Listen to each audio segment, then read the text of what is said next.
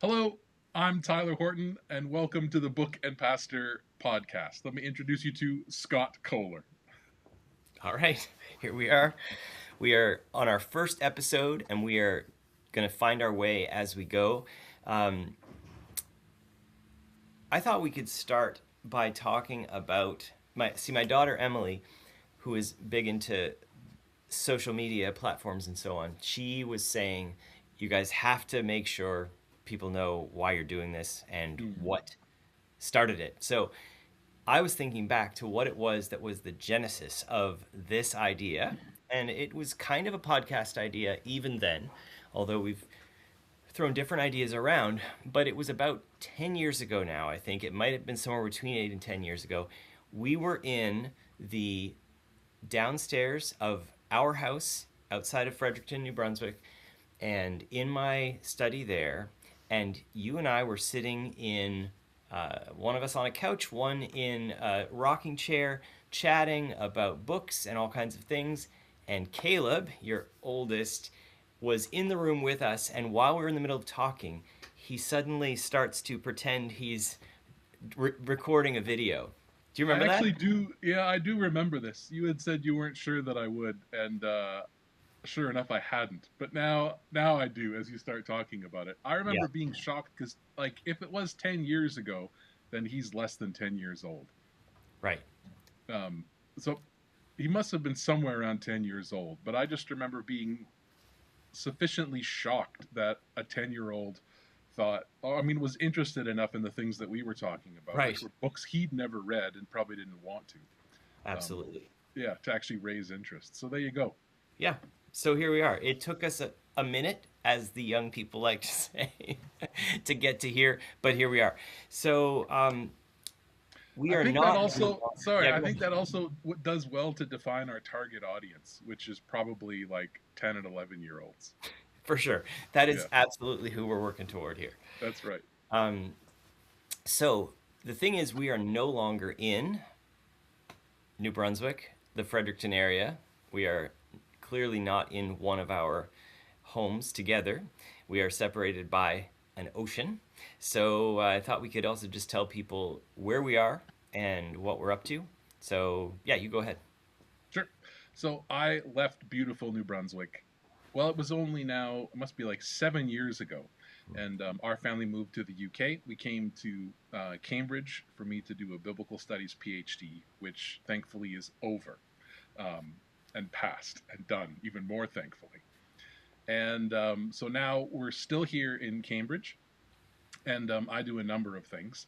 Um, some of the work that I do is connected to the Faculty of Divinity, not as a lecturer or anything like that, but also and especially I work for SIM, which is a missions organization and working specifically on something called the Acts 11 Project, whose aim is to equip God's people for witness in an age of migration. And that's essentially what my days are full of, um, besides a lot of reading. Scott? Yeah. Um, so as you said about finishing the PhD, I want to add in a piece of my story that I might not have mentioned otherwise, and that is that in the years that have gone between, I started and quit a PhD program, which feels to me like it's kind of a little, just a little epitome of the difference between you and me. Is you finish books. I leave books sometimes after 400 pages unfinished on the Mm. shelf. Um, but you finished your PhD. I quit mine, and I am here as a pastor in Bedford, Nova Scotia. Um, we moved here as a family 3.5 years ago, was when we left Fredericton. And so I serve here as pastor of this Baptist church. And yeah, I've been a full time pastor for the last coming up on 20 years now. And so you have served as a pastor. I don't think that you mentioned that, but maybe you did. No, I don't think I did. Yeah, I think it was probably between like 12 and 15 years. I was pastoring in rural New Brunswick. Um, and then had shifted from there into ministry with SIM sort of slowly but surely. And then on to this and what we're doing now. Yeah, So that's exactly. why, again, it's the book and pastor. Right. We should say as well that there is a website. Speaking of how long this idea has been in Hmm. existence, so there is it's a WordPress website. I actually can't remember what the actual thing is, other than because it's It's not like bookandpastor.com. It's like it's book and pastor. thebookandpastor.wordpress.com, I Yeah. believe. Yeah.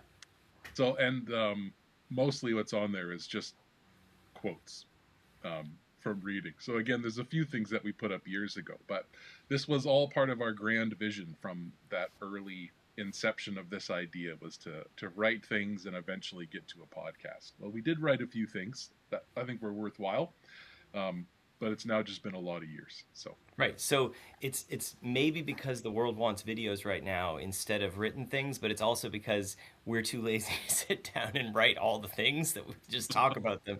And here we are. So this will work, I hope. So next thing I did thought we could talk about is who we are as readers. If people are going to listen to us talking about books, it would be interesting to know what kind of books we like to read. The book and pastor might lead people to think, if they're pausing to think, that we are only interested in talking about books that pastors read, like the ones behind me right now, theological books, and so on. But that would be a little narrower than our scope. So, what kind of books do you read? mostly I read novels, um, and have for that's been again the bulk of my reading for a long time. I think. Obviously, I like in academics I have to read for work, and so there's like academic books, but mostly this is thinking about my like leisure time reading, and it is like predominantly novels. I Mm. don't think they're yeah. Every now and then I try to read a non-novel for my leisure reading, and almost always struggle. I've done like a little bit of nonfiction and biography or things like that, but I mean really mostly just novels, I think. I want to call you out on that though, because you in leisure reading have also been known to read through entire authors from the ancient world, which I don't think that quite qualifies as novels. But you've done that as leisure reading. Am I wrong? No, I hadn't really thought of that. But yeah, no, that's true. So like a couple years Novels ago, and Philo. yeah, yeah. So like the studies I did, biblical studies, focused especially on Septuagint, which is a collection of ancient translations from, especially from Hebrew into Greek. So it's the Hebrew Old Testament being translated into Greek a couple hundred years before Jesus is roughly when it starts.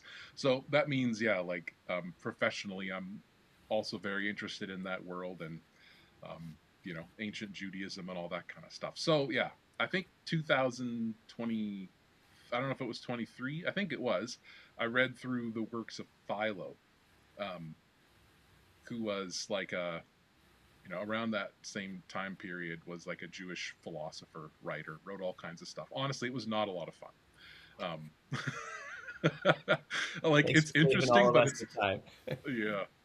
But I did it, and if I wasn't so determined on finishing things, that one would have been maybe left hanging. And last year I started on Josephus and didn't finish, and decided to carry that project over into this year. So I need to read the Antiquities, which is the longest part. So Right. Yeah. yeah, we'll get onto that. Do you have a favorite?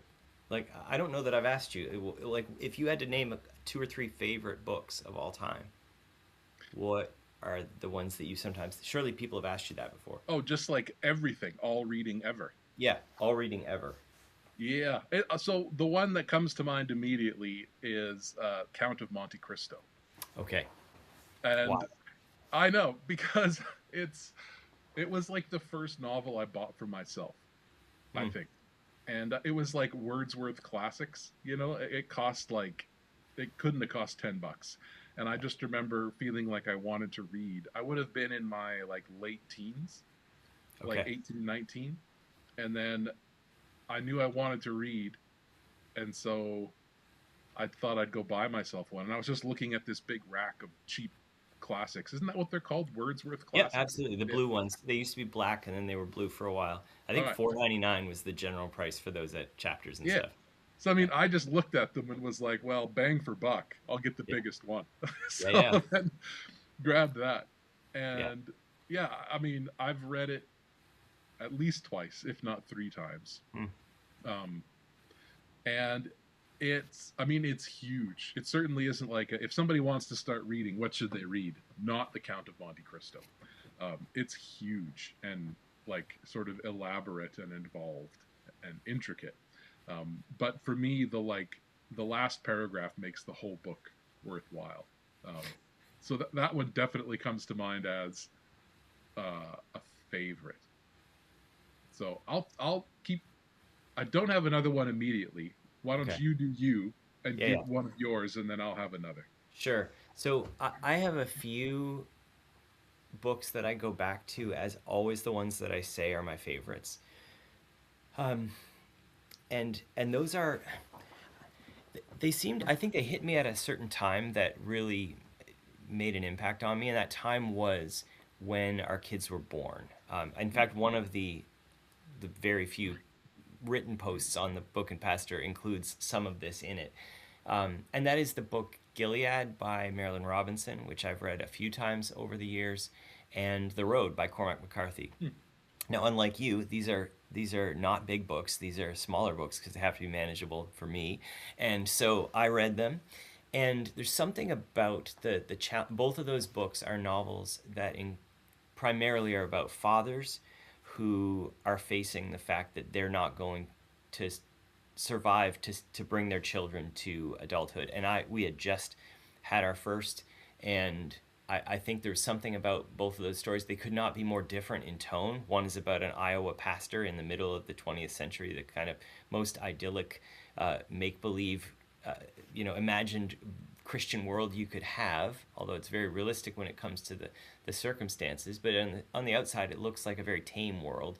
And The Road is this post apocalyptic, the world has been destroyed, and this father and son are trying to make it to a place that they can live.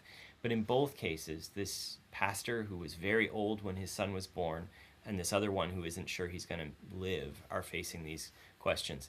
And so they hit me at the right moment, but when I've revisited them over the years, they've continued to really be powerful books for me.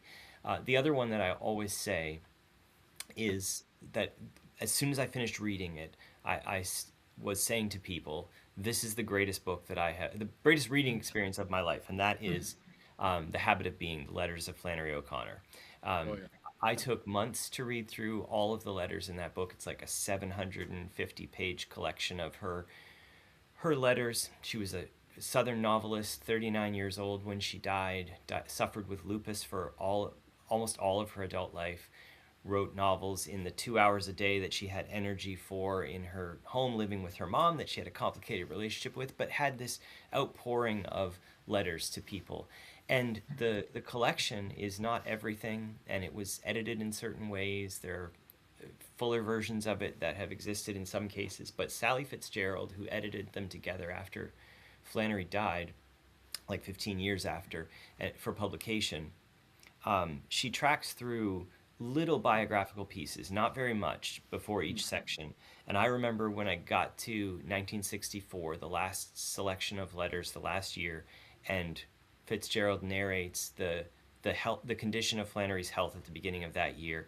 I felt like I had lived her whole life with her, and that I was coming into that difficult space of having to confront the saying goodbye, and really reading those last letters actually felt almost like a grieving process through writing. So those are the ones that I guess come to mind. I'll mention when we talk about last year's reading one that is now close to that list as well. But Yeah. yeah, I remembering another. So again, as you know, I don't know how many years now I've decided to read Homer every year. So I read both the right. Iliad and the Odyssey. Hmm. And so probably have to say that those are among like the most. I don't know if I would say favorite, but definitely like most important books in my life. Right. Both of them. Though I did feel like last year I maybe enjoyed them less than I had in previous years, but it might just be the like the way that I read them, you Okay. know. And so I've got to rethink how I read Homer this year. But Right. other than that, I would also go to um, oh, I just had it, Colson Whitehead, Underground Railroad, Yeah. which like I I have it again right here. as oh you've got it great. As a reader, I love rereading, Yeah. and I've often read fast and still do, although I am trying to change my reading habits, somewhat over the last few years in that. And so I love rereading a book. And Yeah. so there was a period, I don't again, might have been last year, where I thought for the next little bit, I'm just going to reread books that I've already read in the last few Right. years. And that was when I immediately went back to Hmm. and loved once again. So those, again, I would add those ones. Do you have another addition to your list? Oh, and actually, I wanted to say I read The Road. Yeah. I read it. Oh no, so I didn't read it. I have read it, but I remember I watched the movie one year Hmm. when I was wrapping Christmas presents. And it was like, so every time I hear that book, I'm like, oh yeah, I remember wrapping Christmas presents in absolute despair and watching that movie. So, Wow. Yeah, I've never watched the movie. I watched the first few minutes of it and decided that whatever its merits are, uh, that there's something about the way that book was written that I just did not want the story to come to me in any other way than that. yeah. So I just haven't bothered. So yeah, yeah. Rereading. I think I hope that that's one of the themes that we kind of can get to over the course of this podcast is that C.S. Lewis, I think, well, I read recently his book called An Experiment in Criticism, which might have been his last published book before in his lifetime, and he says that people need to that critics need to rethink, and academics particularly, what it is that makes a, a, a book literature or not. And he says that their tendency, if I can remember it right, is that there are whole types of literature that just are not literary. And so, of course, in the 60s, he's thinking about things like science fiction and other stuff that people just dismissed. And then there are other types that maybe because of their lofty subject matter, they are almost by default literature. But what he does is turns the table on the readers and says that as he had said in other places, a literary person is somebody who rereads, or a non literary person is someone who doesn't reread books. And he says Oh, that if a book can find readers who can reread it and get more out of it as they reread it, find it bears up, then that kind of reader means that that book is actually literature. So he would say there are some kinds of books that can't sustain that kind of reading, but that we should really look at how books are read and what they do for their readers to say, is this literary or not? And so the rereading aspect and being able to keep on giving something, even if it doesn't give it to everybody, there's somebody somewhere that book on rereading, because it's not just that, okay, the plot's been done, I know what it is, I'm done with that, it's throw away. There's something else there. So I thought that was interesting. yeah, it is a tricky distinction. And I was thinking about it because, again, in part of my work with the Acts 11 project, we've just started a book club. And so I'm trying to choose novels that relate to migration in some way for this group to think about, Right. mission and migration in great novels. And I'm trying to make this distinction, like we're going to read literature rather than just novels, because there is a distinction, and it does seem to me that, like, in saying it's a book that can be read more than once profitably, um, makes some good sense, Hmm. because there is something about, like, I think I just said it as the category of literature is books that have been sort of generally recognized as being more valuable, or like Right. having greater insight or something like that. Yeah. Um, so I don't know. Yeah, and I think Lewis has some more strictures around what the way I just put it forth. I think there's certain kinds of pleasures people might get on rereading that he would say, well, that's not a literary pleasure. It's it could be that okay, I like the description of that warm and sunny place because I live in a cold place. Well, going back to a book because you feel cozy when you otherwise feel Yeah, miserable, that's not a literary thing, but I still think the idea of revisiting and reading is a good one. Yeah. makes sense. Yeah, I, as part of another book club last year, right after I joined, the group voted to read a book called, oh no, I've suddenly lost it. It was hugely popular. Is it called The Handmaid? And then there's a movie in theaters about it. Yes, I think so. Yeah, and it's just like afterwards, everyone in the group is like, "Yeah, that's pretty trashy. That's the trashiest thing I've read in years." And I was like, "Okay, me too. I didn't know what kind of group this was." And they were like, "Wow, we just sort of picked it off of this list. We thought we'd give it a try." So Yeah, like, there is definitely something to it. yeah.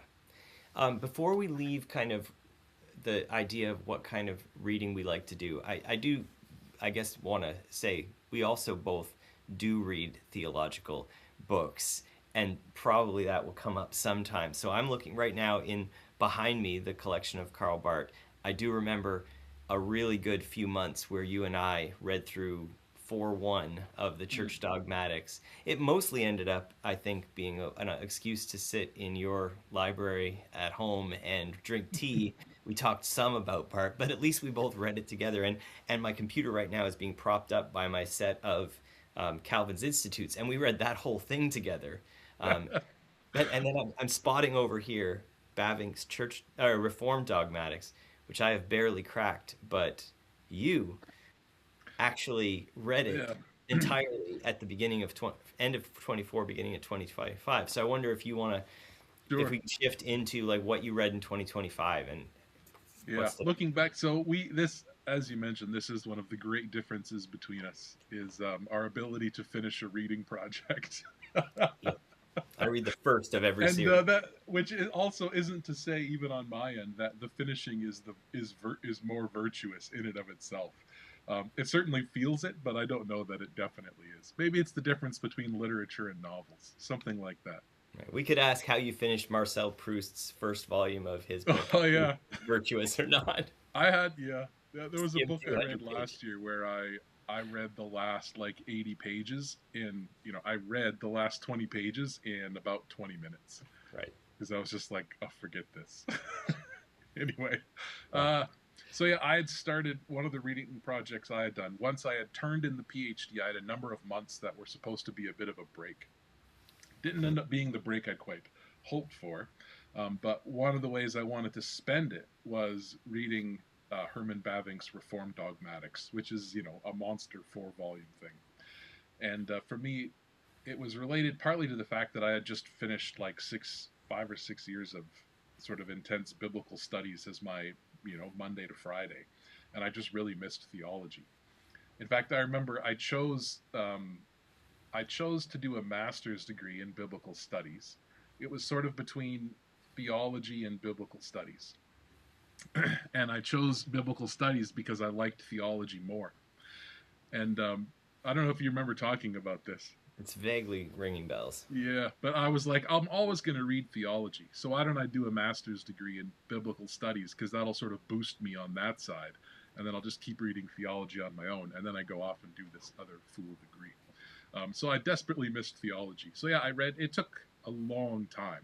And it was basically most of my leisure reading, although I supplemented it with audiobooks as well. I did a number of like novels that way. And it took forever. I didn't finish it. I think I would have started in October. So then there was October, November, December, and I finished it in early January.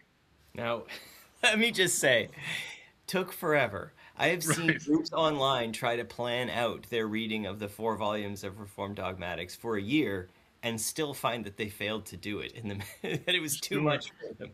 Yeah. Well, and I like one of the things I did because I didn't want to just push through it to get through it.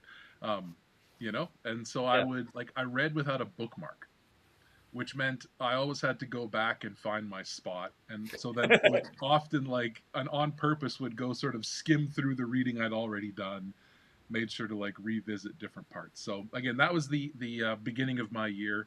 Otherwise, again, I read mostly novels. The highlights of my like reading year last year, I reread Lord of the Rings, and it Hmm. had been almost 10 years, I think. The last time I read it, I read the first 2 books out loud to my eldest child, and then he wasn't enjoying it, and so we bailed on the third. So that was really great.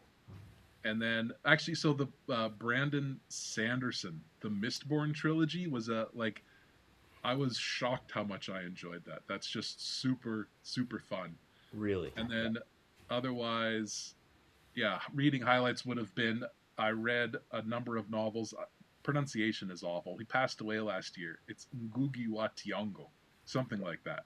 Yeah. I probably read 5 or 6 of his, and then at the end of the year, read another 5 or 6 migration novels, getting ready for this book club. Yeah. Um, so that's highlights for my year, I think. What Yeah. about you? Yeah, I feel like we should also tag for kind of future visiting, um, how it is, in case not everybody that listens and watches this is in the theology and biblical studies world, but maybe in the church world or even not, and has no idea why it is that in doing a PhD in biblical studies you would be starving for theology. I think that that might be something, because biblical Sure. studies sounds to many people like that would be theology. Oh So yeah. maybe in the future. Yeah, so my 2025, um, I had a couple of projects that I did have on the go, and a couple things that are sort of the beginning of projects. Um, so one of them on my reading list is that I did read a bunch of Leslie Newbigin books during the year, and that was actually because I sat in on a Doctor of Ministry class at Acadia and just used it as an opportunity to read more of Newbigin because I had just read one of his books. But and I enjoyed and profited from that. Definitely felt after a while that I had gotten Newbigin's ideas and they were just coming at me in slightly different forms and formats.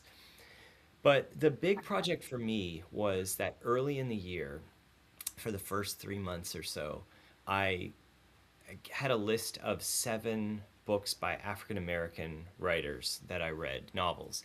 And so the 7 books were, I read them chronologically, and interestingly, by putting them chronologically, it meant I alternated between male and female writers just because that's how it worked out.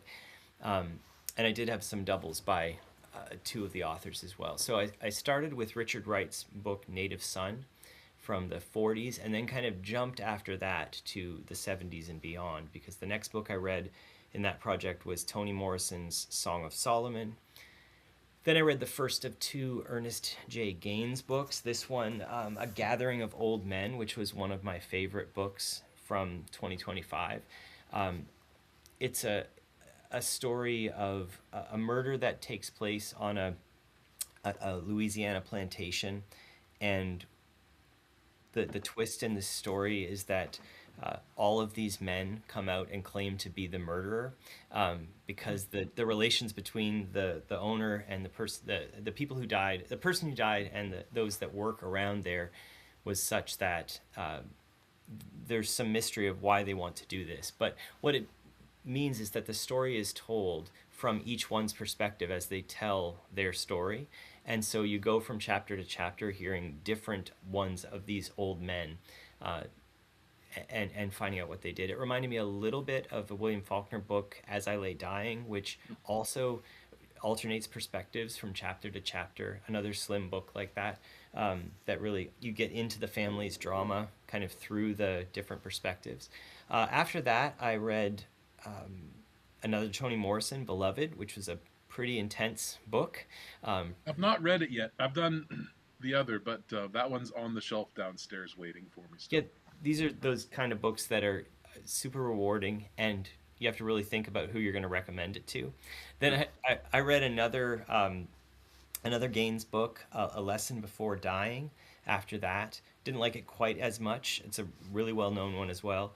And then the last couple were Jesmyn Ward, her book Salvage the Bones. I had read another of her books, Sing Unburied Sing, a few years ago, and I think I definitely like Sing Unburied Sing better. But Salvage the Bones takes place in the aftermath, well, the lead in and the aftermath of Hurricane Katrina.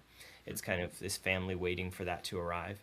And then the last book of that series that project that I read was The Underground Railroad, and Okay. amazing book. I'm jealous of you for having read it a second time, because there were aspects of that book that I think I was kind of trying to get my bearings and understand. Were there elements of the life in different states in the South that I'm not aware of, but not realizing that that's part of the magic True. realism part of it, that they have these idealized different states that embody different racial problems in the time of the Underground Railroad, which of course I think is not a spoiler to say in that book it's an actual set of trains and so on. It's amazing. And the other thing I'd say about 2025, and I think we're just about running out of time to talk about 2026, is something that we will, I'm sure, pick up, maybe not next time, but in a couple times, which is that I read Willa Cather's Death Comes for the Archbishop.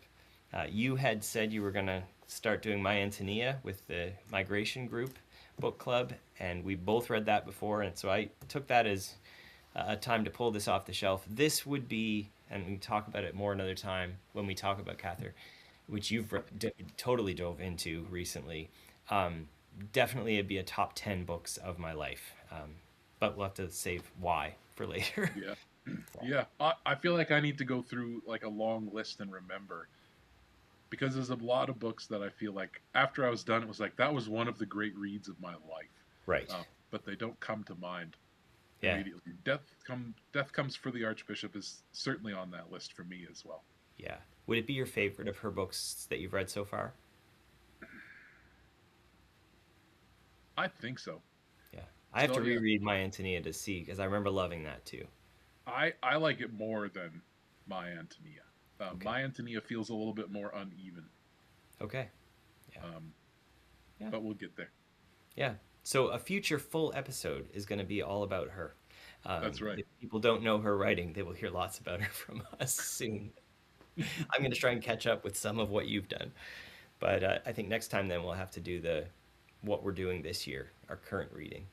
Yeah, and how to think about a year ahead Yeah, yeah. as And I well. know we're already almost a month in, but oh well.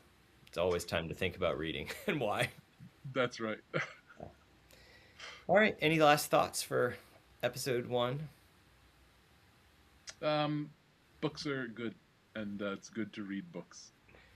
Awesome. I listened to this podcaster who does guitar pedals, and he has this, uh, yeah, reference to this is a situation of something is more good rather than a. Anyway, I'm losing my track of that. But anyway, we will um, keep going forward with the idea that books are more good than some other things. So Oh, I see. I was like, yeah, more good. I don't know what we're more than, but yeah, yeah, I okay, know. more good Yeah. than other things. And more good than not, maybe. Hmm. Um, so we hope that people will let us know what they think, leave comments, thoughts about books that you read in 2025, and also click like and subscribe so you can keep up with us. Great, definitely do. See you next time. Yeah.